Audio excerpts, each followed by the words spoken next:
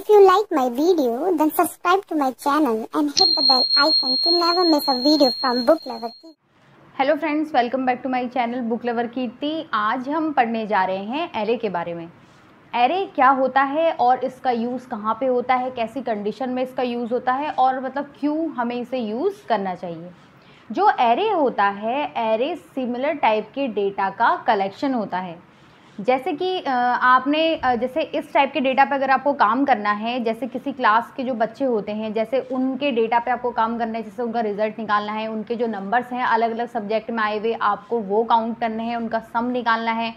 या फिर जैसे आपको कोई किसी भी जैसे कोई कंपनीज़ वगैरह होती हैं, वहाँ पे अगर आपको अपने एम्प्लॉयज़ की सैलरी निकालनी है, कुछ भी मतलब बहुत सारे एम्प्लॉयज़ हैं जैसे उनकी सैलरी निकालनी है, तो मतलब या आपको टेबल बनानी है या आपको मैट्रिक्स वगैरह, मतलब इन सब चीज़ों में हमारा एरे का यूज़ होता है। एरे का यूज़ क्यों करना पड़ता है? क्योंकि देखिए, जब आप अगर 4-5 लोगों के जैसे अगर आप डेटा पे काम कर रहे हो तो आपको कोई प्रॉब्लम नहीं आएगी उनको मतलब इनिशियलाइज़ करने में, उनको इंट और वो तब जो शुरू में वो लिखते हैं उनकी वैल्यू उनको पुट करने में, उनके वेरिएबल को एंटर कराने में। लेकिन जहाँ बात 50 की आ जाए, जहाँ बात 100 की आ जाए, या बात आपका 1000 लोगों पे आप डेटा पे आप काम कर रहे हो, तो वहाँ पे आपको थोड़ी दिक्कत आ सकती है। कैसे आ सकती है? जैसे मान लीजिए जब आप स्टार्ट करते हो ना, जैसे आप कोई प्रोग्राम बनाना स्टार्ट करते हो, मान लो आप ऐसे ही निकाल रहे हो कि सम आपका, जैसे मान लो 5 लोगों के सम का प्रोग्राम आपको निकालना है, 5 जो लोग हैं या 3 जो लोग हैं, अगर उनका सम फाइंड करना है, उनके जो मार्क्स वगैरह हैं, तो पहले आप क्या करते हो? पहले आप हेडर फाइल्स जो है इंक्लूड करा दोगे, है ना। हेडर फाइल्स आपने यहाँ पे इंक्लूड करा दी, पहली हेडर फाइल यहाँ पर आ गई, दूसरी यहाँ पे आ गई, फिर आपने लिख दिया वॉइड मेन, ये ठीक है। जैसे हेडर फाइल्स के नाम अगर आपको नहीं आ रहे, मैं लिख देती हूँ, जैसे हैज़ इंक्लूड स्टूडियो .h। दूसरी हेडर फाइल आ गई, जैसे हैज़ इंक्लूड conio .h।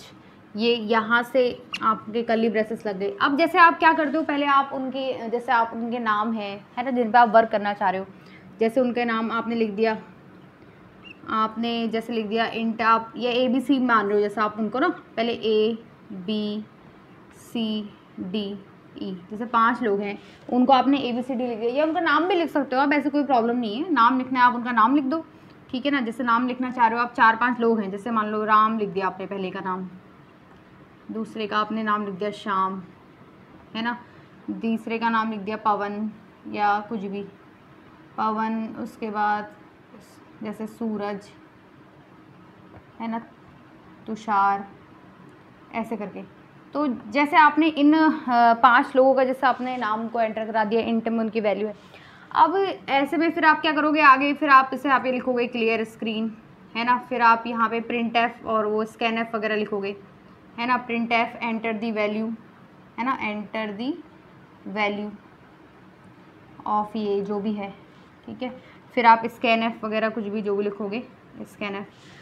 तो ये तो क्या है, ऐसे तो ये नॉर्मली मतलब आपको कोई दिक्कत नहीं आएगी, क्योंकि आप सिंपली आप इंट लिख रहे हो, ये लिख रहे हो, फिर इनकी वैल्यू, या आपने वैल्यू का इनिशियलाइजेशन भी करा होगा, तो राम की आपने मार्क्स यहाँ पे 40 लिख दिए या कुछ भी कर दिए, मतलब तो आप क्या है इसमें, मतलब आप जब भी आप इनको आप शुरू में जब आप इनको आप डिस्प्ले करते हो यहाँ पे, जब इंट आपने राम ये सब जब आप लिखते हो, वैल्यू को लिखते हो, तो उसमें आपको कोई प्रॉब्लम नहीं है। लेकिन अगर यहाँ पे 50 लोग आ जाएं तो आप कैसे लिखोगे? जैसे मान लीजिए आपने लिखना स्टार्ट किया, अब आप जैसे 50 लोगों के डेटा पे आपको वर्क करना है, ठीक है, तो आप 50 लोगों के नाम यहाँ पे थोड़ी ना लिखोगे ऐसे करके कि इंट राम, फिर ऐसे करते करते पूरे 50 लोगों के, अभी तो चलो आपने नाम एंटर किए, उनकी वैल्यूज़ भी चलो आप साथ में एंटर करते हुए चल लो।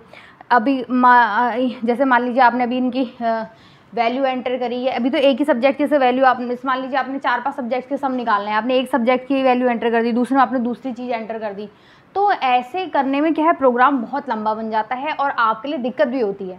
तो इसके सॉल्यूशन के लिए क्या है, क्या ऐसा नहीं कर सकते, अगर मान लीजिए अगर आपको एक ही तरह की वैल्यू पे काम करना है ना, एक ही तरह की वैल्यू है और आपको उस पर क्या करना है, काम करना है, ठीक है, तो आपको क्या आप कर सकते हो, मान लो आपने एक का नाम ए रख दिया, एक क्लास में जैसे मान लो आप जैसे अभी 10 बच्चे हैं, ऐसे 10 बच्चों के मार्क्स आपको काउंट करने हैं, वो एक ही क्लास के हैं, ठीक है। तो अब ए है, एक का नाम आपने A1 से आप लिख लो, दूसरे का नाम आप A2 रख लो, तीसरा का A3, A4, A5, A6, A7। इससे क्या होगा, आपका टाइम भी बचेगा, आपका स्पेस भी बचेगा, है ना। ऐसे करके फिर A8, A9, A10, फिर इनके मार्क्स जो भी हैं वो आप ऐसे करके, तो ये क्या हो जाता है, ऐसे करके ईजी हो जाता है। ऐसे अगर 100 तक निकालना है तो आप 100 तक कर सकते हो, है ना। और अगर इससे भी अच्छा ये होगा कि अगर आपको बार बार इंट में इतनी सारी वैल्यू ना लिख के अगर आप ऐसे लिखोगे ना, अगर आप जैसे अगर ऐसे लिखते इसको दिखाते तो कैसे लिखना पड़ता है आपको, int A1, A2, A3, A4, तो ऐसे करके आपको इतने सारे 50 और इतने सारे ये लिखने पड़ते हैं, जो ये इसके मान हैं, जो भी वैल्यू है।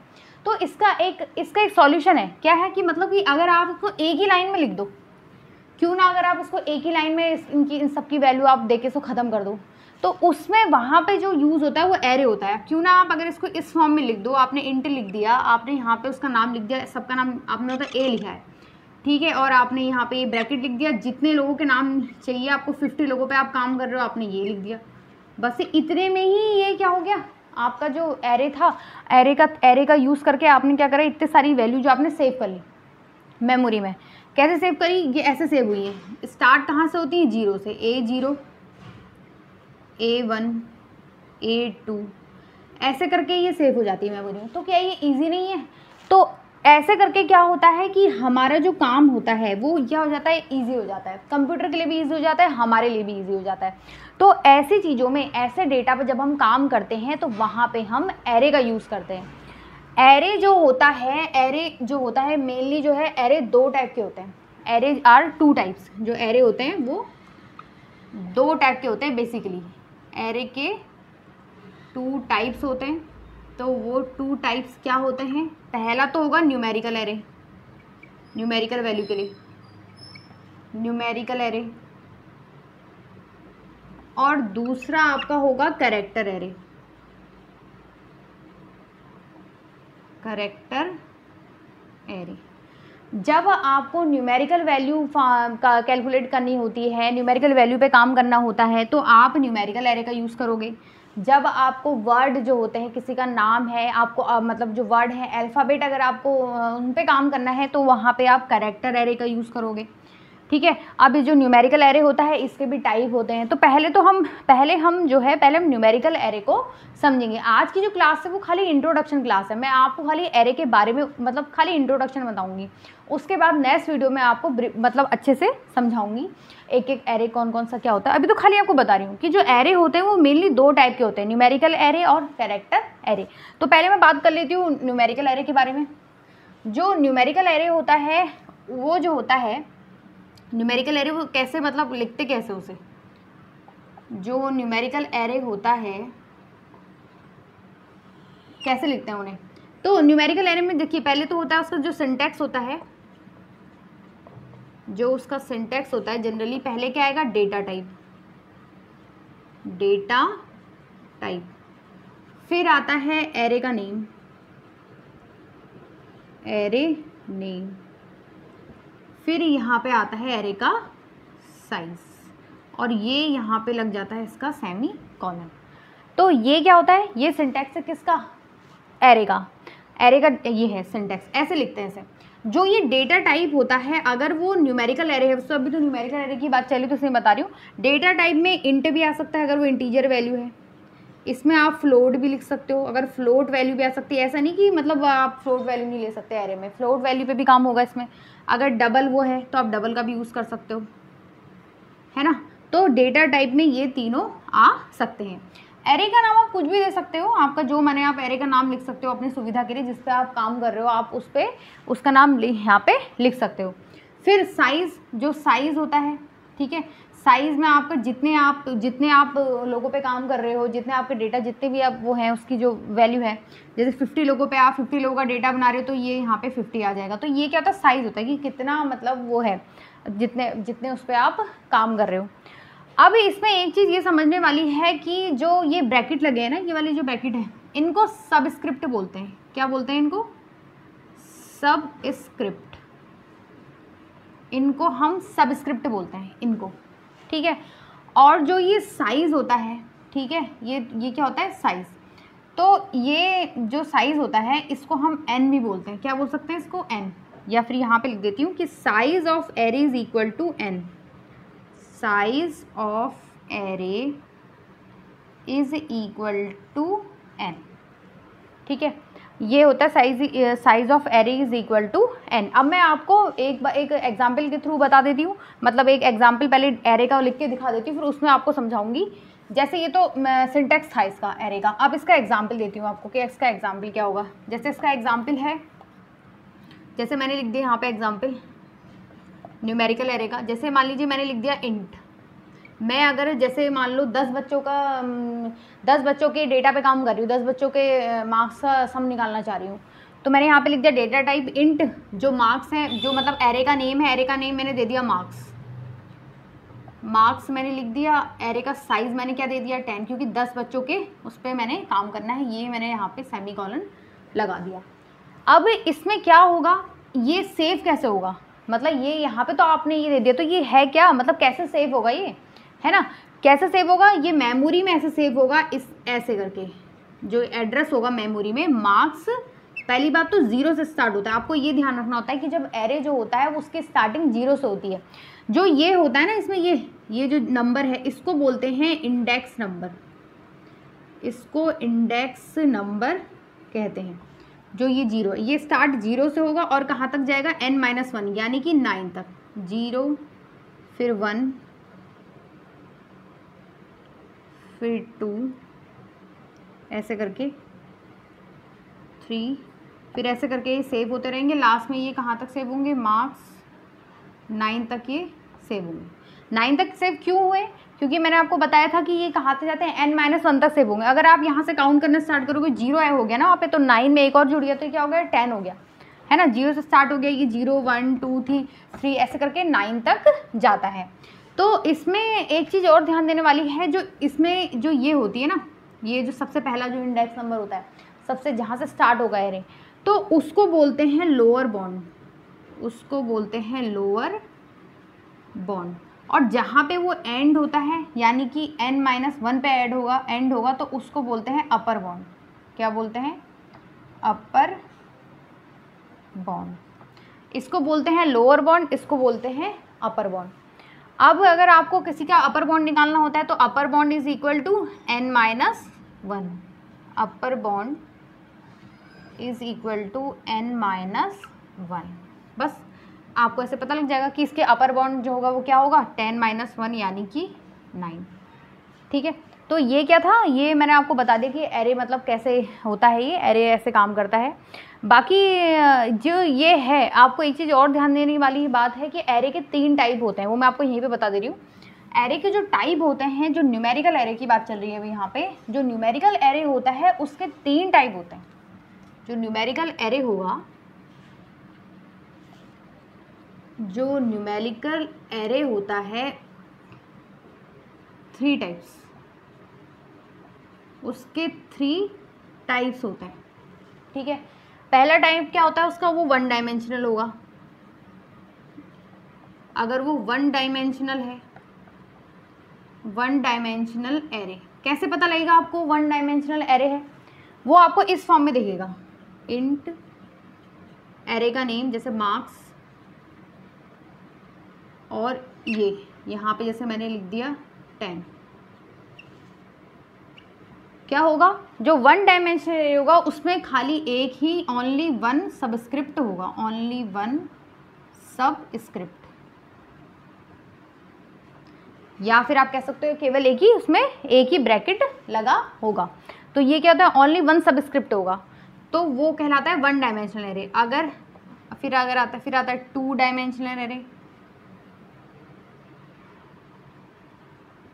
2 डायमेंशनल एरे। इसमें क्या होगा, इसका जो ये कुछ आपको इस फॉर्म में दिखेगा। अगर इंट मैंने यहाँ पे लिख दिया, फिर मैंने लिखा मार्क्स, इसमें आपको 2 सबस्क्रिप्ट दिखेंगे ऐसे करके। ठीक है, जिसमें आपको 2 सबस्क्रिप्ट दिखेंगे वो आपका 2 डायमेंशनल एरे कहलाता है। इसमें जो ये होता है, ये होती है रो,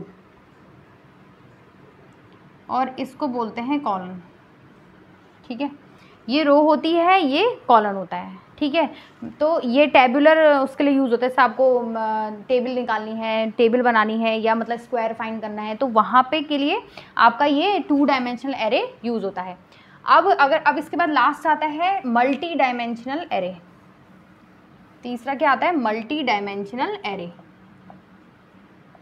मल्टी डायमेंशनल एरे।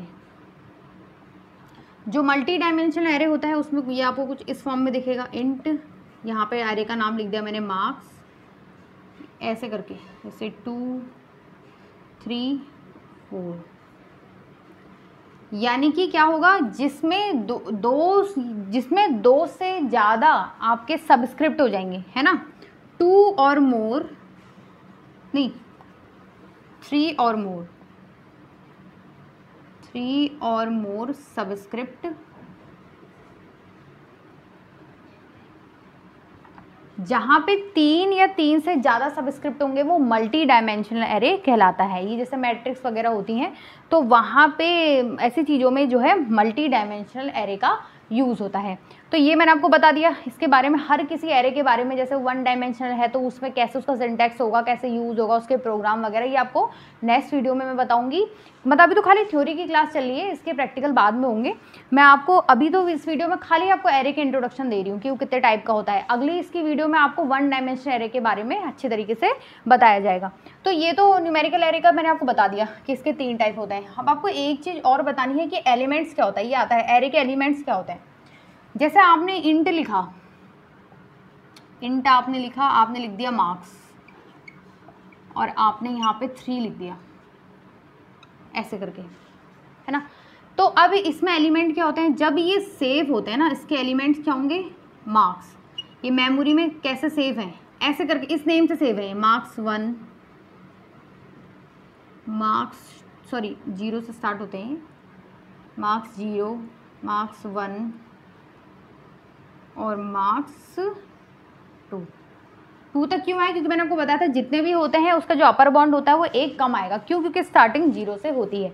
तो ये क्या कहलाते हैं, ये एरे के एलिमेंट कहलाते हैं। जो ये होते हैं ना, ये अलग अलग पर्टिकुलर इनके नाम, तो ये क्या कहलाते हैं, एरे के एलिमेंट्स। इनको एरे के एलिमेंट्स कहलाते हैं। सेम टाइप के एलिमेंट्स से ही एरे बनता है, तो ये कहलाते हैं एरे के एलिमेंट्स। अब मैं आपको थोड़ा सा एक हल्का सा वैसे बता देती हूँ कि एरे में आप वैल्यू को इनिशियलाइज कैसे करते हो।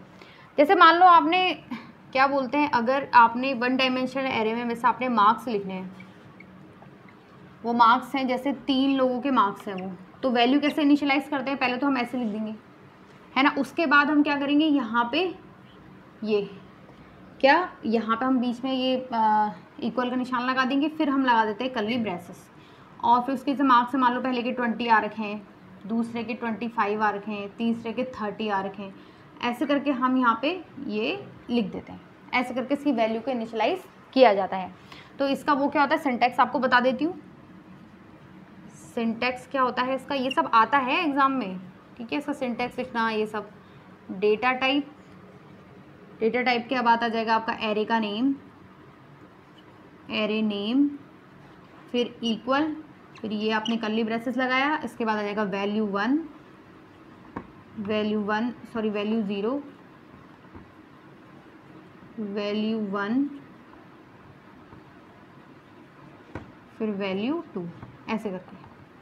तो ये करके ऐसे जो है ये आती है, ठीक है।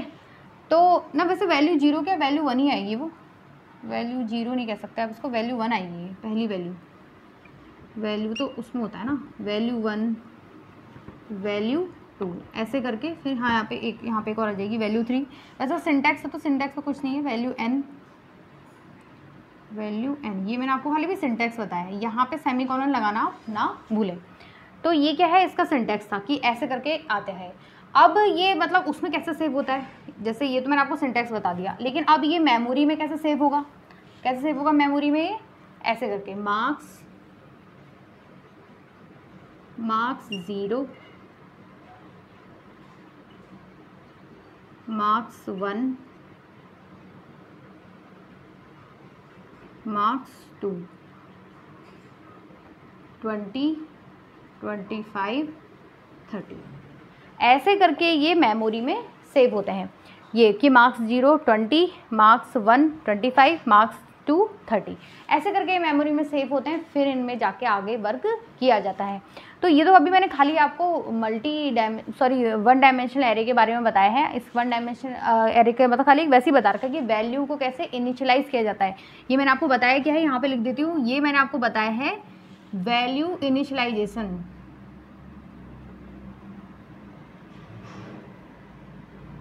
ये मैंने आपको वैल्यू इनिशियलाइजेशन बताया है, ठीक है। अब ये मैंने आपको वैल्यू का इनिशियलाइजेशन करना बता दिया। यहाँ पे मैंने आपको बता दिया कि सेव कैसे होंगे, ठीक है। तो अब यहाँ पे तो मैंने आपको आज की वीडियो में क्या बताया कि एरे क्या होता है, एरे के टाइप क्या होते हैं और एरे में कैसे कैसे वर्क किया जाता है। लेकिन अब हम इसकी नेक्स्ट वीडियो में हम ये देखेंगे कि वन डायमेंशनल एरे क्या होता है। तब तक के लिए स्टे होम, स्टे सेफ।